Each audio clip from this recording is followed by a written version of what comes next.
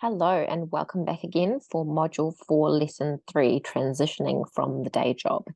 And I think this is quite an exciting lesson from my perspective because when I left my full-time job, I didn't have a fantastic plan in place. I had bought the baby business, but really I didn't have a great financial plan in place to move from earning a full-time income to basically earning very little, almost overnight, basically. So I think it's really important to do some thinking. If you're planning on leaving a day job to start your business, I think it's really important to think about the transition from your day job and how that's going to work out for you financially. So in this lesson, we're going to talk about making the transition. We're going to talk about how to make the transition easier. We're going to talk a little bit about managing your finances during the transition phase, and we're going to talk about having a backup plan. So making the transition. So what am I talking about here? So I'm talking about the period between when you've decided that you want to leave your day job, so not necessarily actually having left it. Hopefully you won't do what I did and just quit. And then, trying to get to a position where you're earning the kind of income where you can replace your income in your business and working in your business full time.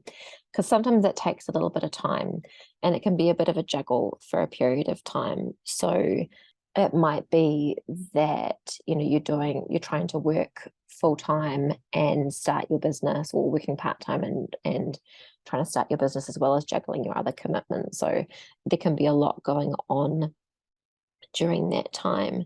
But I think for most people, the sensible thing is not just to walk out of your job and start your business, because it does take time.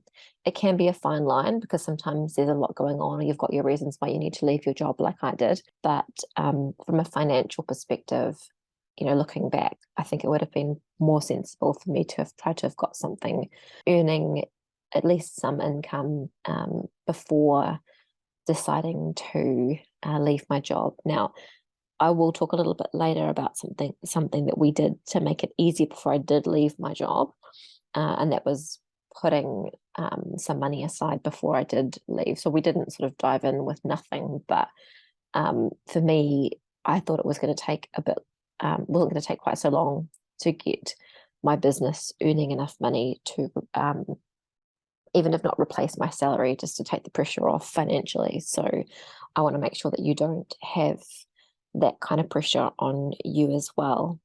So over the next few slides, I'm just going to give you some ideas to help make the transition as smooth and as easy as possible. So how can you make the transition easier? So the first point there I've got is to negotiate for flexibility. So if you've got a job, is there a way that you can negotiate some flexibility? Maybe you can see if you can cut back your hours. Maybe you could, go for part-time, or maybe finish a bit earlier some days to give you a little bit more time. Perhaps you can negotiate for some flexibility in your family life if you're not able to negotiate for flexibility in your work life. So you might be able to, get some more support at home so that you can free up some time in the evenings where you can start working on your business. And, the other thing you could do too, as well, just coming back to the work side of things, that is quite helpful sometimes, is that even negotiating a position where you can work from home a couple of days a week, just so that you can save some time potentially on things like commuting to and from work. If you can gain yourself back half an hour or an hour each side of the day, then that could make a big difference to the amount of time that you have to start working on your business. So that's something you might like to consider as well. You might like to consider a gradual change. So, you might try and slowly get yourself out of your day job. So maybe slowly cutting back your hours, reducing days until you feel like your freelance business is earning enough that you can go all in. So transitioning yourself slowly out of your day job, if that's something feasible for you. And if that's something that's not feasible for you, then you could consider whether maybe if you can do this in your position, you might think, well, can I change to like an interim job? So you might change jobs, leave the say you're in a full-time job, you might think, okay, well, I can't get the flexibility I need here. So maybe you change to a different job somewhere else where you can work, say, 3 days a week and then spend 2 days focusing on your business so that you've still got some income coming in while you're building up your freelance business and starting to get the income coming from that. So there's lots of different ways that you could juggle it around to try and give a bit more flexibility so that you're able to still have your income from your employment while you're building up that freelance business. Because even if you do get clients fairly quickly, it can take a while for you to go from zero to having a sustainable work from home business as well. So just wanting to be clear on that. Something else you can do to take the pressure off as well is to try and line up work before you quit your day job. So you start your business, you start getting some clients coming in, and then perhaps you can see if you can get some projects that are in the pipeline coming up, or some longer term projects or some repeat work that's going to be, say, a weekly or monthly, that kind of thing, where you've got projects in the pipeline coming up so that that you've got some income streams secured before you go and leave your day job. So that's going to help you with your cash flow as well, just so that those things are coming up. So, you don't end up with that lumpy cash flow that you can sometimes have when you first end up starting a business. So all of those things, thinking about those things is going to help you to make the transition easier. Whatever you can put in place to help take the pressure off you financially while you're building your business is something that I highly recommend. It's all very fashionable to talk about, going all in, and that's great if people are in the position to do that, but not all of us are. So it's good to have other options. So some things that might help to make things easier for you during the transition period. I'm not a financial advisor, so I would recommend that before you go doing anything drastic, that you talk to somebody who can give you some financial advice about your position. It's different for everyone, but it's good to know, for example, how long if you've saved up some money, how long that money is going to last you. I mean, some of these things you can do calculations for yourself, but it's also a good idea to talk to somebody and find out, how long am I going to be able to pay the mortgage for? Am I going to be able to pay the mortgage? Making sure that jumping into something isn't going to really put the pressure on you financially, because the last thing you want to do is to find yourself in a pickle financially. Budgeting is another thing too. So, sometimes when we have been on a larger income, we can get used to spending lots of money. And sometimes by looking at our financial position, we can try and free up some money or cut back our costs a bit to try and make the transition a little bit easier while you're building up to earning a good income and maybe replacing your current income from your job.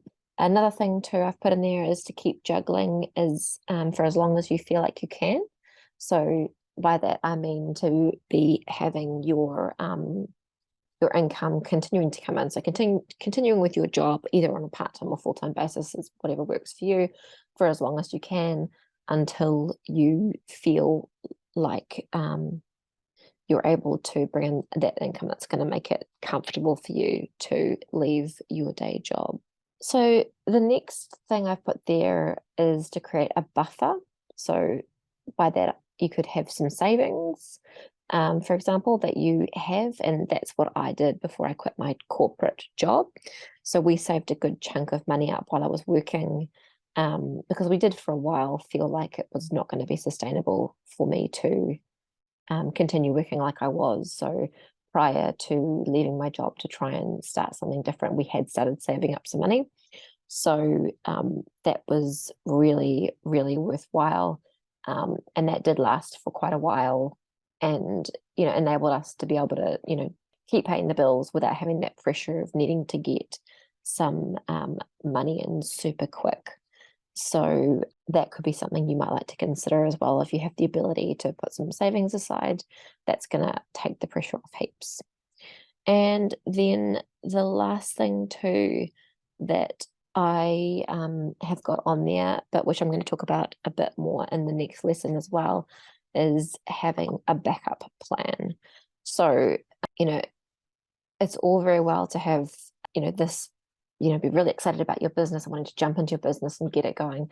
But it's also a really good idea to take pressure off if you've done some work and you have a bit of a backup plan in place. And I'm going to talk to you a bit more about that in the next lesson. So I'm not going to keep going on that point now, but just keep that in the back of your mind as well. Okay, so some actions you might like to take after this lesson. So if you're like me and you like to have a plan, you might like to sit down and write up a bit of a plan for how you intend to transition out of your current job and into your freelance business. So there might be a few steps in that, some of the things we've just talked through. So things like, can you make some more time in your day where you could start working on your freelance business without having to leave your current job? Is there opportunities where you could work from home so you can free up some more time? Are there some opportunities for you to maybe, work less days? So you might be able to say have 1 day a week that you can work on your freelance business to start your business going. See what you can do to juggle things around. Think about what your plan is going to be step by step to get you to the position of running your own freelance business. And also think about it from the perspective of once your business starts, that it might not be an overnight success. It might take time for you to build up to be able to replace your income. So think about that in your planning for how you intend to transition out of your current job and into your freelance business. As I've mentioned, consider whether there's a possibility of keeping working until you feel confident that you're able to bring in enough work to keep you in a good, comfortable financial position. And part of that is considering whether you can make a gradual transition from your day job as your business starts to grow. And then, like I mentioned, what other things could you put in place to provide a buffer? So is there an option for you to build up savings, for example, or is there another place where you might be able to get some funds from that will cover you in the event that it takes a bit longer than you would like for your freelance business to take off? Okay, so that is us for this lesson. And then the next lesson we're going to move on to is about creating that backup plan.